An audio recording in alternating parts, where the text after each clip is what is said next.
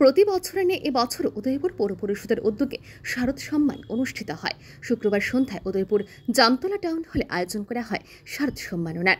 এদিন সন্ধ্যায় প্রদীপ প্রজ্বলনের মাধ্যমে অনুষ্ঠানের সূচনা করেন স্থানীয় বিধায়ক তথা রাজ্যের অর্থমন্ত্রী প্রণজিৎ সিংহ রায়। এছাড়াও অতিথি হিসেবে উপস্থিত ছিলেন গোমতী জেলা পরিষদের সভাধিপতি দেবলদেব রায়, উদয়পুর পৌর পরিষদের পৌরপিতা শীতল চন্দ্র মজুমদার, মহকুমা শাসক তথা উদয়পুর পৌর পরিষদের মুখ্য কার্যনির্বাহী আধিকারিক ত্রিদীপ সরকার সহ প্রশাসনের উচ্চপদস্থ আধিকারিকরা।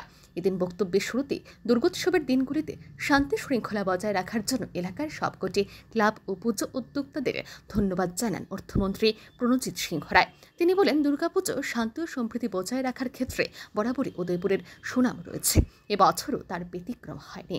এই ঐতিহ্য আগামী দিনেও বজায় থাকবে বলে আশা ব্যক্ত করেন তিনি। সকলে মিলে সহযোগিতা চেয়েছিলাম যে পূজা করতে হবে, আনন্দ উৎসব মাতোয়ারা হতে হবে, সমস্ত অংশের মানুষকে নিয়ে যুক্ত হতে হবে, কিন্তু পাশাপাশি মনে রাখতে হবে যে বিপর্যয়ে মানুষ ক্ষতিগ্রস্ত হয়েছে তাদের প্রতি যাতে খেয়াল থাকে এবং তাদের যাতে কোথাও অযথা তাদের মধ্যে কোনো চাপ সৃষ্টি না হয় বা আনন্দটাকে যাতে অসন্তোষের পর্যায়ে না পৌঁছে, এর দায়িত্ব সকলে মিলে নিতে হবে।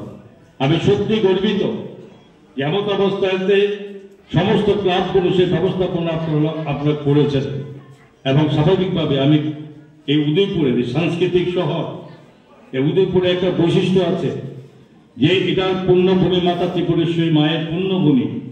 এখানে একটা পুণ্যতায় আমরা সকলেই আবদ্ধ থাকি।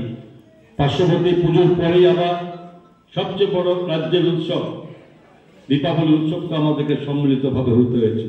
কোথাও কমতি হয়নি, মানুষের সংখ্যা বেড়েছে, ভক্তদের সংখ্যা বেড়েছে এবং মাতা ত্রিপুরেশ্বরী মন্দিরকে কেন্দ্র করে যেখানে সমস্ত উৎসব যেটা আরো সুন্দরভাবে এবার সম্পাদন হয়েছে, তার জন্য আমার ডিস্ট্রিক্ট অ্যাডমিনিস্ট্রেশন এবং সাব ডিভিশন অ্যাডমিনিস্ট্রেশন থেকে পুলিশ অ্যাডমিনিস্ট্রেশন এবং সমস্ত জেলা পরিষদ, পঞ্চায়েত এবং মাননীয় বিধায়কগণ, সেই সঙ্গে সমস্ত ধরনের জনপ্রতিনিধিরা একাত্ম বোধ করেছে অংশ সেইভাবে আমরা সম্পূর্ণ। এবছর 4টি বিভাগে উদয়পুর পৌর পরিষদ এলাকার মোট 25টি ক্লাবকে পুরস্কৃত করা হয়। এছাড়াও স্থানীয় গুণী সঙ্গীত শিল্পীদের সংবর্ধনা প্রদান করা হয়। এদিন ব্যুরো রিপোর্ট, RE নিউজ।